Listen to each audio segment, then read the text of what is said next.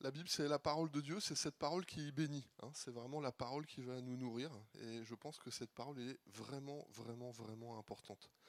Lorsque Greg m'a proposé le thème, il y a cette phrase que j'ai proposée assez rapidement. Responsable de la famille que Dieu m'a donnée.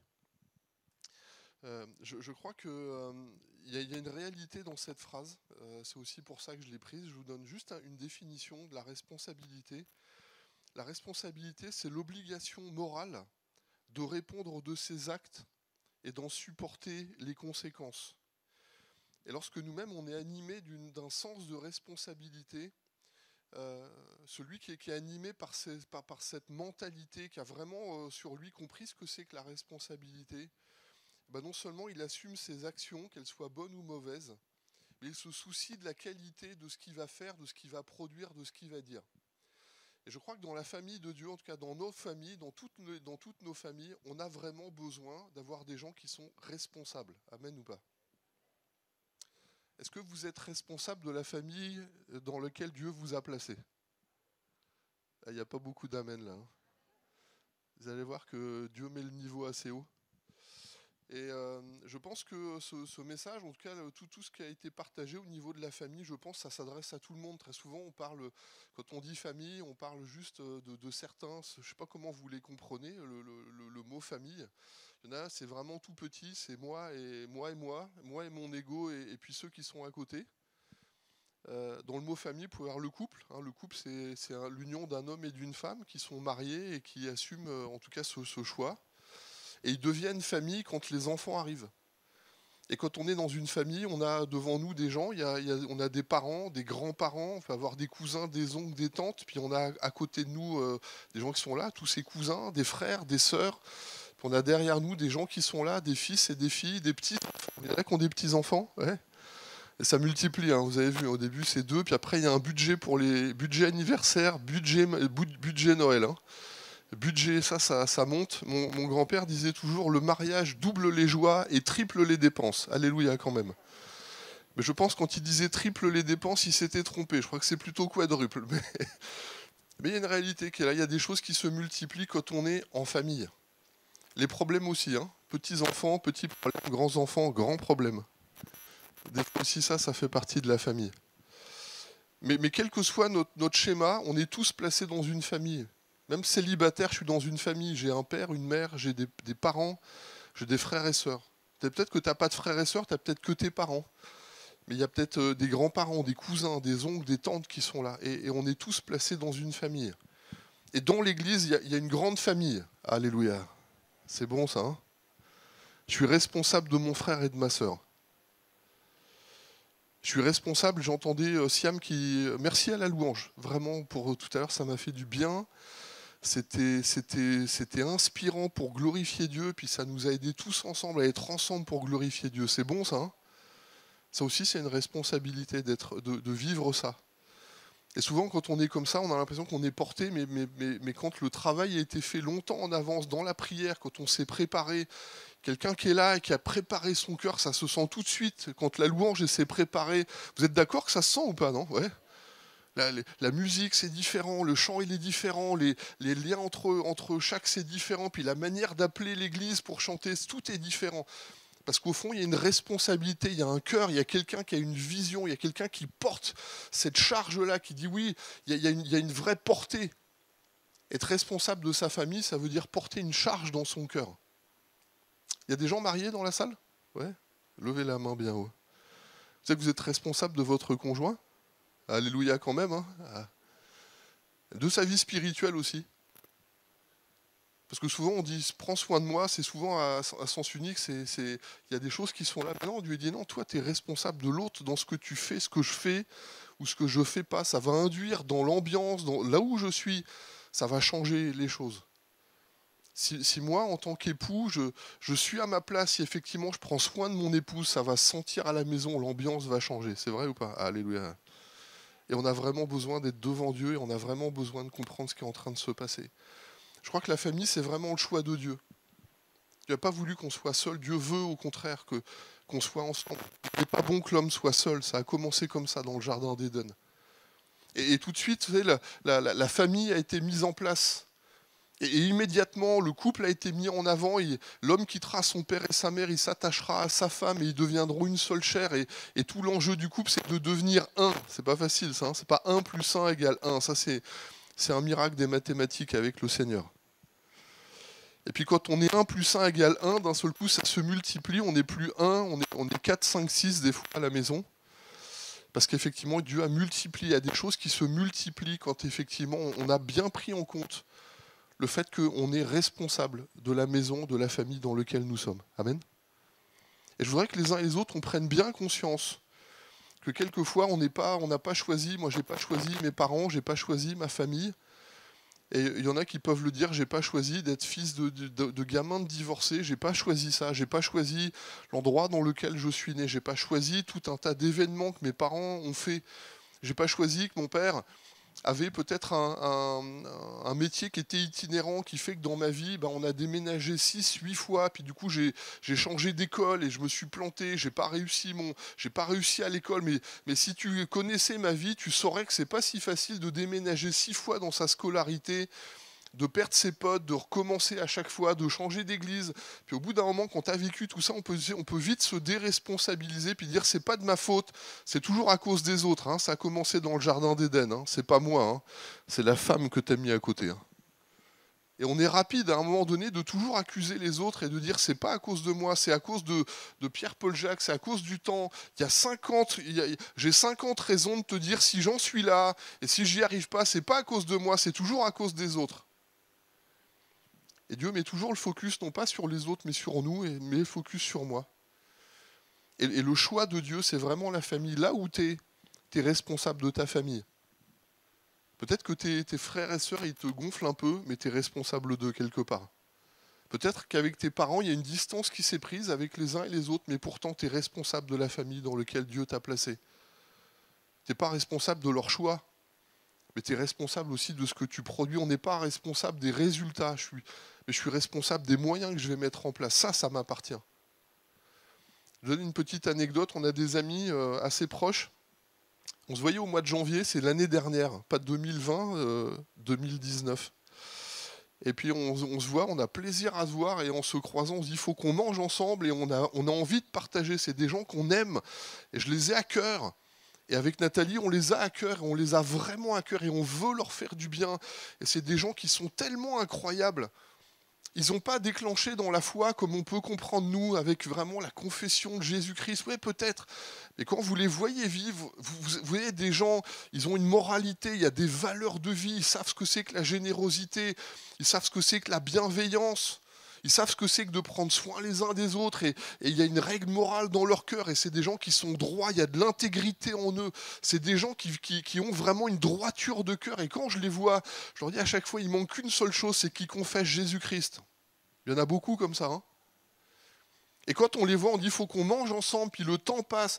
Puis il y a eu tellement d'activités qui se sont passées qu'on arrive le 21 juin, imaginez janvier, 21 juin, fête de la musique et on se croise en ville. Et on se dit, zut, il faut qu'on mange ensemble. Et le Covid est passé, ça c'était il y a 1 an et demi.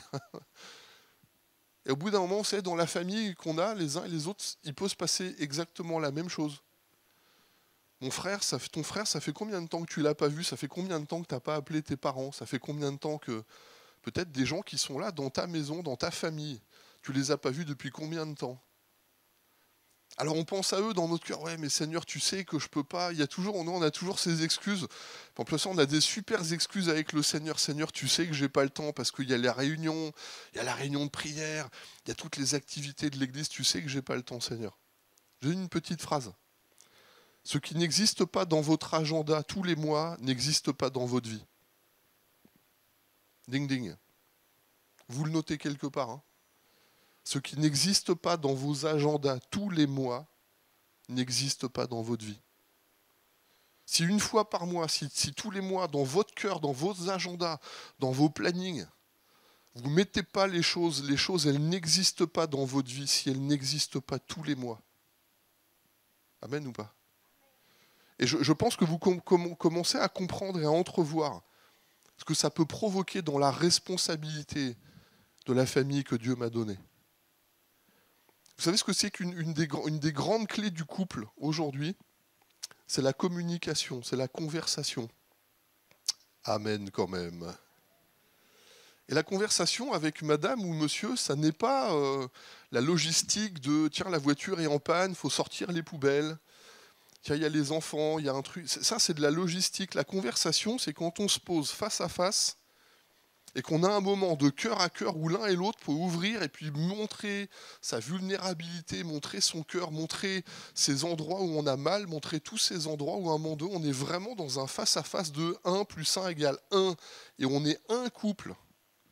Et on est en face, et on peut parler de ce qui est sur notre cœur, de nos peines, de nos joies, de nos souffrances, de nos défis, de nos désirs, peut-être aussi de nos tentations, et de réussir à être un. Et dans ces moments-là, il y a une conversation, et la conversation, c'est vraiment des choses qui ne sont pas si faciles. Vous savez, quand je le dis comme ça, je suis persuadé que les uns et les autres, lui dire quand est-ce que c'est que la dernière fois tu as eu une vraie conversation avec monsieur ou madame ? Et il y en a, je les connais, parce que dans l'église, ça fait un moment que je tourne un peu dans les églises. Si tu connaissais mon bonhomme, Patrick, tu saurais qu'avoir une vraie conversation avec lui, bah ça fait un moment. Vous savez, il y a une dame qui me donnait cette confession. J'ai appris à communiquer avec les silences de mon mari. Parce que chacun de ces silences voulait dire autre chose. Et là, d'un seul coup, c'est pas si facile. Quand est-ce que c'est la dernière fois, monsieur ou madame, père, mère, quand est-ce que c'est la dernière fois que tu as eu une vraie conversation avec tes enfants ? Un vrai cœur à cœur. Un père avec son fils, une mère avec la fille, un père avec sa fille. Un vrai cœur à cœur. On va être là les uns avec les autres. Mais vous savez, on peut faire l'inverse. Quand est-ce que c'est, garçon, fille, monsieur, chacun d'entre nous, quand est-ce que c'est que tu as eu la dernière vraie conversation avec ton père ou avec ta mère, avec tes parents ? D'aller les voir et de prendre le temps et de dire, tu sais quoi, je voudrais qu'on discute tous les deux. Quand est-ce que c'est la dernière fois que tu as eu vraiment cette conversation avec lui ou avec elle ? Et vous vous rendrez compte que c'est pas si facile. Les anniversaires reviennent vite, finalement. On dit, tiens, ça fait déjà 1 an. Ça fait déjà 1 an qu'on ne s'est pas vu, puis on s'habitue. Il y a des gens, on s'habitue à les voir 1 fois par an. Puis il y a une fois où on les voit 2 fois dans l'année, c'est le jour où il y a un décès. Et il y a un monsieur comme ça, le jour d'un deuil, il m'a dit, j'aurais pas dû attendre le dernier jour pour lui offrir des fleurs. Et vous savez, il y a des phrases comme ça qui font mal. Et je me pose la question, est-ce qu'on est vraiment responsable de la famille que Dieu nous a donnée ? Une fois dans ma vie, c'est une petite anecdote de vie. Une fois dans ma vie, j'ai perdu ma carte bleue. Je faisais un cadeau à Nathalie. C'était son anniversaire, donc je lui offre un sac. Et dans la boutique dans laquelle on est, ça m'est jamais arrivé de ma vie, donc je dis vraiment, c'est un coup de Dieu. Je perds ma carte bleue, je l'oublie au magasin. Et je faisais une colo au Térébinthe et le magasin me rappelle, on était au Mans, le magasin me rappelle, monsieur, vous avez oublié votre carte. Alors déjà, elle aurait dû la détruire, 2, la banque aurait dû la récupérer, 3, il n'y a qu'une chaîne de... Normalement, c'est pas comme ça que ça aurait dû se faire. Déjà, j'aurais pas dû perdre ma carte pour commencer. Mais du coup, elle me rappelle, elle me dit, revenez chercher votre carte. Et je retourne la voir, et là, je me dis, Seigneur, si ça se passe comme ça, c'est qu'on doit avoir une conversation. Donc je commence à discuter avec la dame, comment ça va, la vie, c'est les choses un peu du quotidien. Et la conversation a terminé avec une phrase qui a été celle-ci, je vous demande vraiment de la noter. La vie, c'est être, ça n'est pas avoir. Et je crois que beaucoup d'entre nous, quand on doit décrire notre vie, on fait toujours avoir. J'étais avec un jeune, je lui dis alors qu'est-ce que tu veux faire dans la vie ? Je veux avoir un super boulot, ok, et puis après ? Après, je veux me marier, ok, et puis après je veux avoir des enfants, ok, et puis après je veux une maison. Puis je lui dis, et après ? Je lui dis au moins 15 fois, 20 fois, 25 fois, 30 fois. Puis au bout d'un moment, il dit, mais qu'est-ce que tu veux que je te dise ? Je dis, et après, t'as fait tout ça, mais pour faire quoi ? Puis au final, il me dit, en fait, ouais, mais Dieu sera là. Imaginez un peu que quand je lui pose la question, la présence de Dieu a été faite au niveau 25 ou 30. Et je lui dis, normalement, moi je lis dans ma Bible, premièrement, le royaume de Dieu et sa justice, et tout le reste vous sera donné. Amen ou pas ? Ouais. Déjà, il y a des ordres comme ça, on se demande un peu si ça va. Et en fait, quand je lui posais la question, c'est toujours avoir. Avoir un boulot, avoir de l'argent, avoir. Alors excusez-moi, mais le vrai problème, c'est pas d'avoir un conjoint, c'est d'être un époux et d'être une épouse. Le vrai problème, c'est pas d'avoir des enfants. La vraie définition, c'est d'être un père ou une mère. Amen ou pas ? Et ça change drôlement la donne. Mes enfants m'ont offert une petite carte avec Nathalie, c'est marqué « Tout le monde peut être père, mais c'est pas donné à tout le monde d'être papa ». Et là, vous sentez bien la nuance. Je ne sais pas si vous voyez la nuance des deux. C'est avoir des enfants. Ouais, mais ok, mais quelle est ta vision? Connaissez Josué 24:15? Moi et ma maison, nous servirons l'Éternel. Amen ou pas? Et là, je vois un homme qui est vraiment responsable de sa maison. Non seulement il prend les choses à cœur pour lui-même, mais il a une vision, il pense à ses enfants, il pense à toute sa maison, sa conjointe, il pense à son épouse, il pense aux enfants. Non seulement moi, mais toute ma maison, je veux qu'on serve l'Éternel. Est-ce que vous avez cette vision dans le cœur? Est-ce que vous avez cette pensée dans le cœur de dire « Seigneur, c'est pas possible que moi aujourd'hui je sois là, j'ai la pensée de Dieu, la pensée de l'éternité, et qu'à un moment donné je sois le seul à le vivre. Est-ce que je vais emmener les autres à côté de moi, avec moi, dans cette dimension ?» Est-ce que vous avez déjà imaginé à ce que deviendraient vos enfants? Ou même si vous n'en avez pas, si demain Dieu t'en donne, est-ce que tu as déjà imaginé ce que tu voudrais que tes enfants vivent demain? Amen ou pas? Et je crois que ça, c'est une question qu'il faut se poser avant même de les avoir. Aujourd'hui, tu es là. Je pense que c'est une vraie question. Et cette question-là, il y a un homme, s'appelle Abraham. Abraham, il n'avait pas d'enfant, mais Dieu voyait déjà en lui le Père. Amen ou pas? Amen. Il y a des choses, vous sentez, vous voyez les gens, vous sentez en eux, il y a un caractère, il y a une dimension dans leur vie qui est tellement, tellement, tellement importante. Lorsque Dieu voit Abraham, il ne voit pas seulement un homme qui est sans enfant, avec une femme où ils ont dépassé l'âge de péremption, ils sont hors limite. Et pourtant, quand Dieu les regarde, il dit « Je vois en toi un père ». Et lorsqu'Abraham, il se regarde, il voit Sarah, il dit « Avec nous, tu vois des parents ». On n'a même pas d'enfants tous les deux là. Mais Dieu voit en lui un caractère, il y a en lui quelque chose qui est là. Pourquoi? Parce que cet homme, il porte dans son cœur une responsabilité. Et il y a en germe tout ce qu'il faut pour que Dieu puisse agir. Et je crois que nous, on a vraiment besoin de ça. Je crois que la famille, Dieu donne la famille, et la famille nous donne de la responsabilité. Vous savez, ce qu'on demande à une famille, c'est de protéger, c'est de soutenir ses membres, c'est d'avoir de la responsabilité les uns envers les autres. Moi, j'apprécie quand je viens à Orléans, il y a des choses, tout est organisé, il y a des gens qui portent leurs responsabilités, ils ont des fonctions, on sait qu'il faut le faire, on sait que c'est bon, on sait qu'on va bénir. Alors, c'est pas juste ça, il faut le faire comme un service, comme ça, c'est aussi mon plaisir. Je vais servir les frères et sœurs, je vais servir l'Église, je vais servir Dieu, je vais faire du bien. Je sais que vous savez que votre mission, elle est importante ou pas? Amen ou pas? Et si vous n'y êtes pas, il y a un manque, hein. Mais il y a des gens, des fois, ça ne leur pose pas de problème. Et quand on a cette responsabilité de la famille et aussi de la maison de Dieu, chacun d'entre nous, on va en tirer un bénéfice. Chaque membre de la famille a un rôle à jouer. Chacun doit contribuer au service, à la survie de l'autre, au bien-être de la famille. Chacun doit assumer sa responsabilité, sa fonction. Moi, quand je suis avec Nathalie, ce qu'elle me demande, c'est d'être un époux. Alléluia quand même. Avant d'être le pasteur, ce qu'elle a besoin à la maison, c'est d'avoir un époux. Ce que mes enfants ont besoin avant d'avoir un pasteur, c'est d'un père, et plus qu'un père, d'un papa. Alléluia. Vous savez qu'un père, c'est pas celui qui met que des baffes, hein. Un père, c'est aussi celui qui court à côté du vélo, qui apprend à marcher, qui apprend à faire du vélo, qui apprend à jouer au foot. Même avec le foot, je dis que ça marche. Ceux qui me connaissent savent que c'est un miracle, hein. Alléluia quand même. Mais quelle responsabilité j'ai de ma famille, quelle vision j'ai de ma famille, comment est-ce que je vois? Et je crois que si on veut vraiment aller de l'avant, il faut apporter le soutien à chaque individu, il faut rendre confiant, il faut préparer le rôle des parents. Excusez-moi, le rôle des parents, c'est d'emmener les enfants à être capables de choisir demain. Et le rôle des parents, c'est de les emmener à faire les meilleurs choix et les bons choix. Je crois vraiment qu'aujourd'hui, dans cette famille qui est là, il y a beaucoup de choses qui ont bougé. Et on a vraiment besoin d'avoir des hommes et des femmes qui comprennent la responsabilité de la famille que Dieu leur a donnée. Tout à l'heure, je vous disais, ce qui n'existe pas dans votre agenda tous les mois, n'existe pas dans votre vie.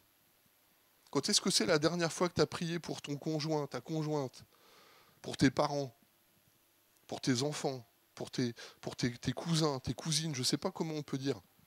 Vous savez, il y a un homme comme ça, il s'appelle Corneille dans la Bible. C'est un homme qui ne met pas les pieds à la synagogue. Vous trouvez ça dans le livre des Actes. Et pourtant, c'est un homme qui prie. Et vous savez, je vais vous faire... Faites attention à ce que vous dites quand on dit des gens, c'est des incroyants, des inconvertis. Tu sais, la foi, je crois qu'il faut être un peu vigilant parce que des gens qui mettent jamais les pieds à l'église, qui pourtant sont des gens qui prient. Il y en a un paquet. Ils ont une manière de prier, ils ont une manière de vivre leur foi personnelle. Mais cet homme qui est là, Corneille, c'est un homme, il fait des aumônes. Vous connaissez des gens autour de vous, il y a des gens, ils sont intéressés par le bien-être des autres, ils sont capables de vous donner à la Ligue pour le cancer, ils sont capables de prendre des sujets à cœur, ils sont capables de se déplacer, d'avoir un investissement pour faire du bien aux autres, parce qu'il y a quelque chose en eux qui est en train de vibrer. Et Corneille, c'est un homme qui fait des aumônes, c'est un homme qui prie, il prie pour sa maison, il emmène tout le monde. Et à un moment donné, Dieu voit cet homme qui est pieux, qui est un homme qui a une relation. Et d'un seul coup, Dieu lui donne une vision. Il dit, va chercher Pierre, tu le trouveras du côté de Joppé, il est chez un corroyeur, il va chercher. Imaginez, excusez-moi, un inconverti qui a une vision de Dieu. Je vais parler à tous des gens qui sont dans la salle. Combien d'entre vous, vous aimeriez avoir une vision ? Je crois qu'on est nombreux. Hein. Imaginez que c'est un converti qui est là, ce païen qui est là. Il a une vision, lui. Un ange lui parle. Va chercher Pierre. En plus, ça, il ne se trompe pas. Hein. Révélation directe avec une vision. Pierre, à Joppé, chez le corroyeur, va le chercher, ramène-le dans ta maison. Et cet homme qui est là, Corneille, quand il attend le retour de Pierre, il a ramené toute sa maison, non seulement lui, sa famille, il a invité tout un tas, tous ses amis sont invités dans la maison. Il y a les serviteurs, les servantes, les amis, la famille, tout le monde est là. Cet homme, il a rassemblé autour de lui la totalité de sa maison et il veut entendre parler de la voix de Dieu, il veut entendre parler Pierre. Il y a un homme, Pierre, qui va venir, va le chercher, il te racontera les choses. Je me suis amusé en préparant ce message, quand je dis je me suis amusé, j'ai fait un peu le tour d'horizon de tout ce qu'on vit dans la foi en Christ, qui est Maître et Seigneur. Réconcilié avec Dieu. Vous savez, quand on est réconcilié avec Dieu, on est réconcilié avec soi-même. Et on est aussi réconcilié avec les autres. Des gens, on n'arrive pas dans le relationnel parce qu'on est en guerre contre soi-même. Le pardon de Dieu qui nous donne de pardonner aux autres. Les ressentiments, les amertumes, les rancunes, la vengeance, toutes ces choses peuvent quitter votre cœur. Lorsque mon père est parti de chez moi, j'avais qu'une seule envie, c'était de lui casser la tête. J'étais tellement en colère de ce que j'avais vécu que pendant 8 années, j'ai nourri dans mon cœur un esprit de vengeance, une volonté de vengeance. Quand j'avais 13 ans, à un moment donné, je n'étais pas d'accord avec mon père, je ne sais pas comment les choses se sont faites. Je me souviens que c'était la table de la cuisine et mon père me prend et me dit « Si tu n'es pas d'accord, on va dehors, on va s'expliquer ». Bon, moi, j'avais 13 ans. Vous savez, quand on vous dit ça, je me suis coulé dans le ciel. J'ai dit je crois qu'il ne faut pas que ça aille plus loin. J'avais compris qu'il ne fallait pas insister ce jour-là. Puis à 18 ans, j'avais pris quelques centimètres, quelques kilos, puis la colère monte, et puis le désir de vengeance monte, puis demain, je dis, si demain je croise mon père, je lui pète les dents, je lui explose la tête. Vous savez, ces choses-là qui peuvent vous prendre parce que vous avez mal vécu des situations de vie, vous ne demandez qu'une seule chose, c'est qu'il faut que ça s'arrête. Mais quand vous vivez le pardon de Dieu, d'un seul coup, toutes ces choses peuvent vous quitter. On fait l'expérience dans la foi de retrouver du sommeil. Ça a l'air bête, hein, ce que je vous dis. Hein. Combien de personnes aujourd'hui dorment plus ? Il paraît que les Français, c'est les champions des somnifères. Parce qu'il y a des choses qui ont quitté la vie. Le bien-être, aujourd'hui, on n'a plus. On parle tout un tas de ces domaines qui sont là. Si vous voulez regarder les prophéties du monde, regardez ce qui se passe autour de vous. Il y a des scandales aujourd'hui avec des gens qui vous prennent tout un tas de systèmes pour retrouver votre équilibre intérieur, le bien-être, etc. Mais en Christ, toutes ces choses, elles arrivent. La joie, l'intérêt pour des projets, les relations qui vous donnent d'aller vers l'autre. On est ouvert, il y a une curiosité de vie. Toutes ces choses, elles viennent quand on est en Christ. Apprendre à encore, vous savez, moi je l'ai marqué sur mon papier, mais avec Dieu, on n'arrête jamais d'apprendre. Il y a quelqu'un qui me disait que quand on a fini d'apprendre, on a fini de vivre. J'ai l'impression que c'est vrai. Mais même dans le travail, la résilience, dans la qualité relationnelle dans le couple, dans l'intégrité, dans l'identité, quand vous avez fait l'expérience du rejet, de l'abandon, et que quand vous êtes en Dieu, vous êtes réconcilié, vous dites, waouh, toutes ces choses, vous le vivez. La liste, j'ai fait une liste, je l'ai allongée, je ne me suis pas amusé, mais la consolation dans le deuil, dans le divorce, parent-enfant, dans la maltraitance, dans toutes ces choses. Je lisais dans Job, l'homme né pour souffrir comme l'étincelle pour voler. Waouh, ça c'est l'ambiance. Ouais, mais il y a des hommes et des femmes qui ont fait l'expérience de Jésus-Christ. Alléluia. Vous êtes d'accord avec moi ou pas ? Vous avez vu que ça change la vie quand même ? On est heureux de venir au culte, on est heureux de voir des frères et sœurs, on est heureux de partager des sujets, on est heureux de prier. D'un seul coup, il y a une joie, et la joie de l'Éternel sera votre force. Et puis si 1000 tombent d'un côté, 10 000, toi tu tomberas pas. Et puis on a en Christ une haute retraite, une forteresse. Puis quand on ne sait pas comment les choses vont se passer, on peut toujours demander à Dieu, on peut prier. Jérémie, qui a assisté au conseil de l'Éternel, mais quand on parle avec Dieu, on a les pensées de Dieu, c'est vrai ou pas? Amen. Puis quand on est dans la prière et qu'on prie les uns pour les autres, d'un seul coup, vous avez à cœur des situations, des vies. J'ai prié pour toi, vous voyez les gens, mais comment ça se fait que tu m'appelles aujourd'hui? J'en sais rien. J'ai prié pour toi ce matin, j'avais à cœur de t'appeler et vous appelez au moment même, à l'instant même, avec le verset exact qu'il faut prononcer pour faire du bien à celui qui est à côté de vous. Vous dites pas amen à ça? Et je me dis, Seigneur, ça, on vit ces choses à une condition. Si j'ai pris conscience dans ma tête, si j'ai pris conscience dans ma foi que je suis responsable de la famille que Dieu m'a donnée. J'étais dans une autre église il y a longtemps, et il y a une sœur qui priait, qui dit « Seigneur, je t'en supplie, qu'ils se convertissent !» Alors moi je disais « Amen » à la prière. Puis après je discute avec elle. Puis je dis « Mais quoi, c'est chouette ta prière, pourquoi tu demandes à Dieu qu'il se convertisse? Pourquoi tu pries comme ça? Parce que quand il va se convertir, il va me fiche la paix. » Authentique. Et d'un seul coup, vous dites, mais c'est quoi ta vision de ton couple, de ton conjoint, de ta famille? C'est quoi ton idée? Et elle, son truc, il faut qu'il se convertisse, comme ça il me fichera la paix. Ben, je lui dis, si tu pries comme ça, tu vas prier encore très longtemps, parce que je ne pense pas que ça soit la motivation de Dieu. Alors j'ai discuté avec elle, je lui dis, mais si lui se convertit, qu'il sauve son âme, là par contre les choses vont changer. Puis s'il sauve son âme, et si d'un seul coup il y a une âme, la volonté de Dieu, c'est que tous les hommes soient sauvés. Et si lui sauve son âme, je suis persuadé qu'avec lui, Dieu peut faire quelque chose. Mais vous savez quoi? Elle n'avait pas envie, parce qu'elle dit, oui, mais si lui devient meilleur que moi après. Vous imaginez un peu l'ambiance? Ouais, mais ça, des fois, dans la famille, on le vit, parce qu'on dit, ouais, mais si lui... Moi, il y a des gens, j'ai connus, ils disent, ouais, mais s'il se convertit, on ne va plus me demander comment je vais après. Parce que mon problème sera résolu, je ne peux plus me plaindre. Là, je fais une petite parenthèse. Vous savez que les gens du dehors, ils nous regardent et ils vous regardent. Je vous donne un exemple vraiment terrible que j'ai vécu. Enfin, que j'ai... Un monsieur qui vient me voir, on était ensemble, on discute, puis il dit « Ah, mes voisins, si tu savais, les voisins, de toute façon, ça fait des dizaines de fois que je leur parle, et puis ils ne veulent pas entendre parler de Jésus. » Je dis « Ouais, mais en même temps, ils ne connaissent pas Dieu, alors il faut leur présenter. » Puis moi, je sors, je discute avec les voisins. « Bonjour, ça va bien? Alors, c'est chouette, vous êtes à côté. » Alors, je ne vous dis pas le prénom, parce que sinon c'est mort. Puis il me dit « Lui, là ?» Et les gens, les voisins d'à côté me racontent ce que le monsieur, le chrétien, fait subir aux voisins. Et je vous assure que moi, vraiment, après, je dis vraiment jamais je veux un voisin comme ça. Mais à un moment donné, si moi je suis pas cohérent dans ma foi, si je suis pas un modèle de foi, si je suis pas un modèle, si moi réellement je porte pas les valeurs dans ma foi, qu'est-ce que je vais communiquer? J'étais à une colonie. Puis je discute avec les enfants, puis le gamin me voit et me dit « Patrick, toi, je veux bien te croire, je veux bien te suivre, mais je veux jamais devenir comme mon père. » Et là, d'un seul coup, je me dis « Mais quel modèle il a eu à la maison? Est-ce qu'il y avait de la relation? Est-ce qu'il y avait de la communion? Est-ce qu'il y avait du partage? Est-ce qu'il y avait de la tendresse ?»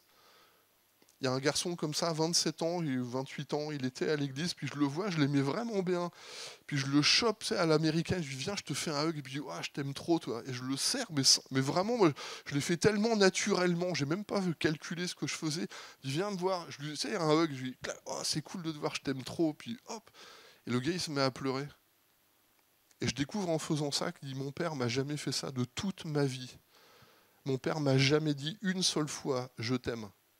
Et il m'a jamais pris de toute ma vie, j'ai pas un seul souvenir où mon père m'ait pris dans ses bras pour me serrer, pour me dire je t'aime. Puis après, crois au Seigneur Jésus, tu vas être sauvé. Ça marche pas. Et moi, je voudrais vous mettre dans le cœur ce matin. Et si tu peux, je sais pas où t'en es, Valérie. En fait, t'en es que là déjà. Valérie, est-ce que tu peux avancer, s'il te plaît? Vas-y, ouais. Voilà, merci. Quelle vision vous avez de votre famille? Qu'est-ce que vous voulez vivre avec votre conjoint ou avec vos enfants? Donner un exemple que j'ai vécu personnellement. Un gamin, lorsqu'on le punissait, on lui disait va chercher ta Bible et tu recopieras un chapitre de la Bible. Alors pour faire aimer la parole de Dieu, je ne vous dis pas le résultat, quoi. Le gamin, il grandit pour dire ma punition, c'est d'écrire la Bible.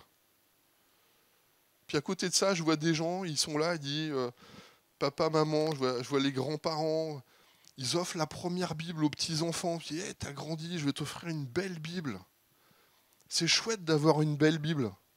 Aujourd'hui, malheureusement, il y a tous les téléphones et tout ça, mais vous savez, quand on vous offre la Bible, une vraie belle Bible, et c'est moi qui te l'ai offert, puis on va la lire ensemble, je vais te raconter les plus beaux passages qui ont touché mon cœur, et je vais te raconter ce que Dieu a fait, les merveilles de Dieu dans ma vie. Puis on raconte les choses, puis on montre que dans la prière, il y a des situations qui peuvent changer. Puis on met un petit verset, puis on va mettre un signet, et puis on rajoute encore un témoignage, puis on lit la Bible ensemble, puis on dit viens, on va prier ensemble. Puis quand vous êtes comme ça, vous avez les parents qui aiment la parole, puis vous avez les enfants qui aiment la parole. Vous avez des parents qui prient, puis il y a des enfants qui prient. Mais vous savez que ça marche aussi à l'inverse. Hein. Nathalie, mon épouse, est la première convertie de sa famille, à 7 ans. Parce qu'une institutrice a osé parler et raconter que Dieu était bon. 11 ans baptisée du Saint-Esprit, 15 ans baptisée d'eau. Elle est la première de sa famille parce que quelqu'un a ouvert la bouche, parce qu'autour d'elle, il y avait des gens qui priaient, il y avait une institutrice qui priait pour tous les enfants. Et je me dis, Seigneur, aujourd'hui, si nous, les uns et les autres, on priait un peu plus pour nos amis, pour nos familles, combien d'entre vous, vous avez des membres de vos familles qui ne sont pas convertis aujourd'hui? Je pense qu'on a tous au moins une personne autour de nous qui ne connaît pas Dieu.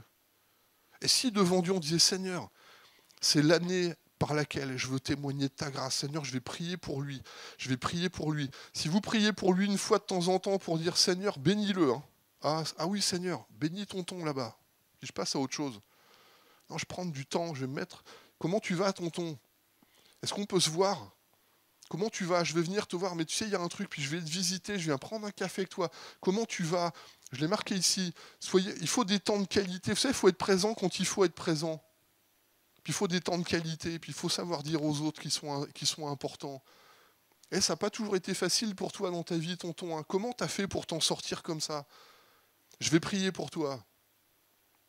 Et vous savez quoi? Je suis persuadé que si on est responsable de la famille, que Dieu nous a donné, ce que Dieu met en nous, ça va couler sur les autres. Amen ou pas? Il y a un homme qui s'appelle Josué. Moi et ma maison, nous servirons l'Éternel. Moi, j'ai 2 enfants. Je ne peux pas concevoir dans ma tête d'être pasteur et de ne pas les emmener à Dieu. Je ne peux pas concevoir dans ma tête qu'ils grandissent en connaissant Dieu, sans que leurs conjoints connaissent Dieu, sans que mes petits-enfants connaissent Dieu. Amen ou pas? Je ne peux pas concevoir qu'il y a des gens dans ma famille aujourd'hui qui ne connaissent pas encore Dieu. Et je mets dans mon cœur cette responsabilité de dire Seigneur, bénis-les. Seigneur, bénis-les. Puis dans ma prière personnelle, je les nomme. Je dis Seigneur, je t'en supplie, fais ton œuvre en eux, rencontre-les. Seigneur, est-ce qu'il y a un moment où je peux les voir? Puis vous savez, ça commence tout simple, hein, une conversation sur WhatsApp, 2-3 blagues qui passent, puis au bout d'un moment, il y a un sujet vraiment important, puis hey, j'ai un truc à te dire, Dieu a mis quelque chose sur mon cœur pour toi. Et je crois, bien aimé, qu'on a besoin d'être responsable de la famille que Dieu nous a donnée. Je sais ce que c'est que d'avoir un père qui n'a pas toujours été cool. Et des fois, même quand on est enfant, on se dit, mais qu'est-ce que... Attends, c'est mes parents, qu'est-ce que... Tu sais, en les aimant, on peut changer la donne. Amen. Et des fois, on dit, mais je ne suis pas capable, Seigneur. Non, toi, tu n'es pas capable. Mais si tu parles à Dieu de tes parents, si tu présentes tes parents à Dieu, puis si dans la prière, tu fais un jour ou l'autre, tu sais, il y a des choses qui vont s'ouvrir, il y a une révélation, il y a une parole que Dieu est capable de donner. Moi, je crois, bien aimé, qu'il faut avoir cette pensée de Dieu. Je vais même élargir. Quelle est votre vision pour les frères et sœurs qui sont autour de vous? 5, 10? Amen, peut-être, ouais. Mais Seigneur, quelle vision on a pour les frères et sœurs? Quelle vision on a pour les enfants de l'Église? Tu sais, des fois, on les voit croiser, du encore en train de courir le petit, là. Au lieu de dire ça, vous l'attrapez, donnez-lui des bonbons. Amen ou pas? Non, vous ne me croyez pas? Les grands-parents, les papis, les mamies, la puissance de la tarte aux pommes. Mais tout le monde rigole à chaque fois, mais moi, si je suis là, c'est parce que des papis et des mamies ont pris soin de moi. Quand j'étais ado dans l'église et que je ne voulais pas mettre les pieds à l'église, il y a des papis et des mamies qui m'ont accueilli chez eux, ils n'avaient pas besoin de moi en réalité. Hein. Il y en a un qui dit, Patrick, qu'est-ce que tu fais mercredi après-midi? Viens m'aider à faire le jardinage. Oh, j'avais pas trop envie de le faire. Mais ils étaient tellement gentils avec moi. Puis on discutait, l'air de rien. Puis à la fin, ils me filaient un billet. Je dis ça pour encourager. Hein. Mais j'avais envie de revenir. Au départ, c'était pour le billet. Puis après, j'avais envie de revenir parce que quand je les voyais, quand j'écoutais leurs témoignages, quand je voyais comment ils priaient pour moi, quand j'entendais ces mamies, le cœur qu'elles mettaient pour moi, j'avais envie de leur parler. Puis à un moment donné, je racontais toutes. Il y a des mamies dans l'église qui ont appris avant ma mère les pires histoires de ma vie. À 14 ans, je faisais le mur pour sortir en boîte. Ma mère ne le savait pas, hein. Mais les mamies de l'église le savaient. Elles priaient pour moi, comme des dingues. Et je suis devenu ce que je suis parce qu'il y a des gens qui ont prié pour moi. Et quand les gamins qui passent devant vous, quand les jeunes qui sont là, les plus âgés, vous les voyez, puis vous sentez que des fois c'est un peu dur. Oh là là, on rentre à la maison, puis on dit, t'as vu les deux jeunes là? Purée, c'était pas terrible tout à l'heure, ils avaient pas l'air d'être trop cool. Hein. On va prier pour eux. Puis on va les inviter à manger, puis on va prendre soin d'eux. Amen ou pas? Et puis on va dire, hey, tu sais, dans la foi, des fois c'est dur, mais avec le Seigneur c'est possible, puis on va faire du bien. Je n'ose pas demander à Marc combien il a d'entretiens informels régulièrement à droite à gauche avec Marie. Combien de fois ils ont eu des gens qui sont venus? Combien de fois on a des gens? Parce qu'à un moment donné, viens, puis je vais prier pour toi. Venez, viens, je vais prier pour toi. Puis on voit les gamins courir. Tu sais, les enfants qu'on plaint aujourd'hui, c'est ceux qu'on accuse demain. Mais les enfants, quand c'est comme ça, attrapez-les. Hey, comment ça va? Je vais prier pour toi. Seigneur, je vais prier pour les parents. Je vais prier pour eux. Seigneur, je suis responsable de tous ceux qui sont autour de moi. Amen ou pas? Ah ouais, ça change la donne. Hein. C'est pas juste Seigneur, moi, et je vous en supplie, frères et sœurs, changez de regard. C'est pas seulement avoir, c'est être. Moi, je veux être un témoin du Christ. Je veux être un bon époux. Je veux être un bon père. Je veux être un bon pasteur. Je veux prendre soin de ceux que Dieu m'a donnés. Amen. Et je voudrais vous poser cette question qui est marquée ici. Quelle vision avez-vous de votre maison? Le premier enterrement que j'ai fait de ma vie, c'est un de mes meilleurs copains, un de mes meilleurs potes, Vincent. On a grandi dans la galère, on était ados, on avait 12-13 ans quand on s'est connus pour la première fois. Et de 12 à 30 ans, j'avais 30 ans quand j'ai fait son enterrement, on avait le même âge. Et pendant tous les moments où moi j'allais à l'église, je me faisais la fiesta avec lui, on faisait nos booms, nos sorties, nos machins. Mais je ne lui ai jamais parlé de Dieu. Et quand j'ai 30 ans, que je suis devenu pasteur, j'ai mon premier enterrement, c'est un de mes meilleurs potes. Et vous savez ce qui reste encore dans mon cœur aujourd'hui? Je ne lui ai jamais parlé de Christ. Et aujourd'hui, si c'était à refaire, je vous garantis que ce gars-là, je ne le raterais pas. Je lui parlerai de Jésus, je prierai, je mettrai mon cœur devant Dieu pour dire Seigneur, je t'en supplie, sauve-le. Seigneur, c'est pas possible qu'un gars qui est comme ça, il puisse passer comme ça. Et je me dis Seigneur, ça c'est possible à une condition, si je suis responsable de la maison que Dieu m'a donnée. Quelle vision vous avez de la responsabilité de ceux qui sont à côté de vous? Ah Seigneur, bénis-moi, Seigneur, fais-moi du bien, Seigneur, j'ai besoin de, donne-moi, donne-moi, donne-moi, donne-moi, donne-moi. Puis les autres autour de nous, ils ont tout, mais regarde, lève les yeux un petit peu, regarde autour de toi, tout ce qu'il y a autour de toi. Occupe-toi des œuvres de Dieu et Dieu s'occupera de ton œuvre. Occupe-toi de la maison de Dieu, Dieu s'occupera de ta maison. Occupe-toi des œuvres de Dieu, Dieu s'occupera de toutes les affaires qui sont dans ta vie aujourd'hui, qui peut-être t'embêtent. Il y a un temps pour toi, mais il y a un temps pour aussi être responsable des autres. Amen. On peut prier ensemble, s'il vous plaît? Merci Seigneur de nous avoir donné cette famille. Merci Seigneur de m'avoir donné cette famille. Merci pour la famille de Dieu. Merci pour l'Église. Quelle vision tu as de la famille que Dieu t'a donnée? Peut-être que pour toi, c'est une maison de désolation, c'est une maison de conflit. Peut-être que pour toi, c'est une maison où tout le monde se fiche de tout. Peut-être que pour toi, tout est compliqué. Peut-être que pour toi, tu as une maison, tu dis « Waouh, moi c'est Happy Family ». Les gens sont tellement gentils, mais ils sont éloignés de Dieu. Et tu as vraiment besoin, tu as vraiment à cœur de les voir s'approcher.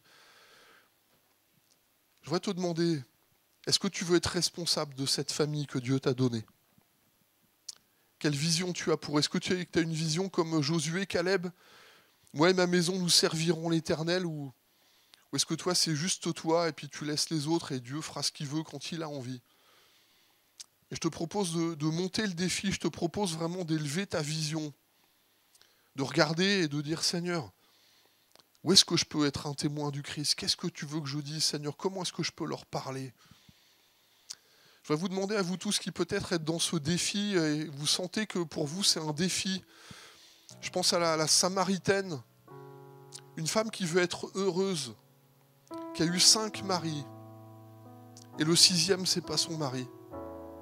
Et pourtant, elle rencontre Christ sur le bord du puits. Et la seule condition que lui a donnée Jésus, c'est ce que je veux, c'est que tu sois une adoratrice en esprit et en vérité. C'est ça que Dieu te demande. À cet homme qui était gadarénien, qui était complètement dominé par les démons, Jésus le libère. Cet homme retrouve du bon sens. Cet homme, on le retrouve vraiment avec un sens renouvelé. Et Jésus lui dit, non, tu ne vas pas me suivre, tu vas retourner dans ta maison, tu vas rendre témoignage de ce que tu as vécu, retourne dans ta maison. Et je crois que Dieu veut qu'on soit témoin dans notre maison. Mais pour cela, il faut qu'on soit responsable de la famille que Dieu nous a donnée, que la famille que Dieu t'a donnée, pour tes amis qui sont là. Est-ce qu'il y a des gens qui ce matin veulent vraiment peut-être relever ce défi pour dire, Seigneur, je te demande de me donner une âme. Il y a mon père, il y a ma mère, il y a mes enfants qui sont là. Seigneur, je ne veux pas les perdre. Je te demande de m'aider à être ce témoin du Christ. Est-ce que vous voulez bien vous lever à votre place? Je voudrais prier pour vous. Je voudrais vraiment que Dieu fasse grâce ce matin. Peut-être que tu ne sais pas comment faire les choses, que pour toi c'est compliqué. Et dans la prière, c'est compliqué. Peut-être dans plusieurs domaines de ta vie, les choses, tu sens que c'est compliqué. Mais tu voudrais vraiment qu'il y ait des hommes et des femmes, qu'il y ait ton frère, ta soeur, tes enfants, tes parents. Il y a un tonton, il y a un ami, il y a des amis chers qui sont autour de toi. Il y a des gens, ça fait 20 ans, 30 ans que tu les connais. Et ce matin, tu voudrais vraiment faire la différence. Seigneur, tu vois tous ceux qui se sont levés. Je te demande de les aider à faire la différence. Avec une parole. Je te prie, Seigneur, que leur cœur brûle au-dedans d'eux comme ces disciples d'Emmaüs. En marchant avec toi, nos cœurs brûlent au-dedans de nous. Et malgré la fatigue, malgré le soir, malgré toutes les tensions, malgré tout ce qu'ils peuvent porter, il y a un élan nouveau dans leur cœur. Et c'est ça que Dieu veut te donner ce matin. Il y a un miracle dans ta bouche. Dieu t'a donné une famille. Et dans cette famille, Dieu est vivant en toi. La joie de l'Éternel sera ta force. Il est ta paix. Toutes les sources de ta vie sont en lui. Source de consolation, tout ce que le monde a besoin, tout ce que ton frère, ta sœur, tout ce que ceux qui sont autour de toi ont besoin, tu l'as en toi. Seigneur, je te prie de donner des occasions de témoignage, des occasions de prière, des occasions, Seigneur, une nouvelle occasion. Ça fait 20 ans que je parle à mon Père. Patrick, ça fait 20 ans que je parle à mon Père. Et il n'est toujours pas venu devant toi.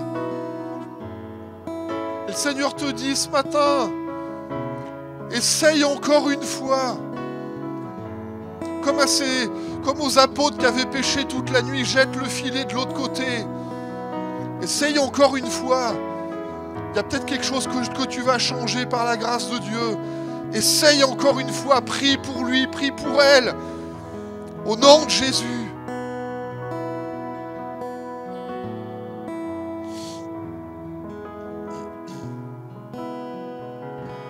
Je priais pour les parents qui voient les enfants et les petits-enfants.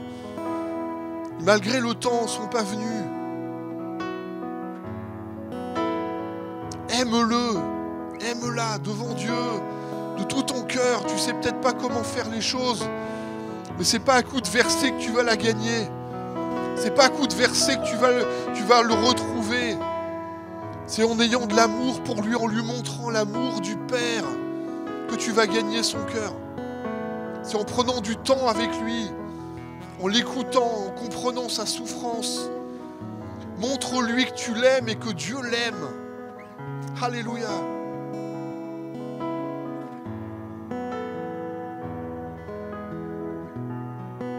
Étends tes mains sur la vie de chacun ce matin. Oh mon Père, souffle dans les cœurs et les vies, je t'en prie. Souffle dans les cœurs et les vies. Donne tes pensées de vie, Seigneur. Alléluia.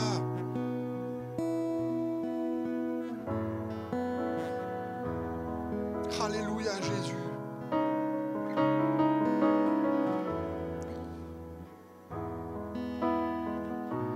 Je termine avec une dernière image. Moïse, son nom signifie sauver des eaux. Parce qu'il y a des parents qui, en voyant l'enfant et en le trouvant beau, voyaient en lui plus grand simplement qu'un enfant. Il y avait un regard divin sur sa vie. J'ai connu un jeune garçon qui était toxicomane, voleur, menteur, violent. Ce garçon, personne n'a voulu miser sur lui. Et Dieu voyait en lui un homme. Il y a eu une overdose qui a brisé ce garçon. On l'a retrouvé la tête dans le caniveau. 3 semaines, il était entre la vie et la mort. Et Dieu l'a relevé. Parce qu'il y avait des parents qui priaient pour lui. Il y avait une maman qui priait pour lui, qui lui avait offert l'évangile de Jean. Et au moment le pire de sa vie, il a crié à Dieu. Cet homme s'est relevé. C'est un ancien dans une église. Il est marié. Il a 3 filles aujourd'hui. Personne n'aurait misé sur lui au moment où la violence le saisissait, mais Dieu voyait plus grand. Dieu voyait plus que ce garçon au moment où il était dans la souffrance. Lorsque les parents de Moïse voyaient l'enfant, ils ont tressé un panier d'osier. À chaque fois que tu pries pour ton fils, à chaque fois que tu pries pour ta fille, tu es comme ses parents, tu es en train de tresser un panier d'osier pour ta fille, pour ton fils, pour son salut. Et là, chaque prière qui monte à Dieu, c'est un moyen que Dieu pourra utiliser pour le sauver au temps opportun. Je t'en supplie, ne crois pas que c'est terminé. Continue d'élever la voix, continue de prier pour lui ou pour elle, continue de pleurer pour lui, parce qu'un jour il reviendra. Au nom de Jésus.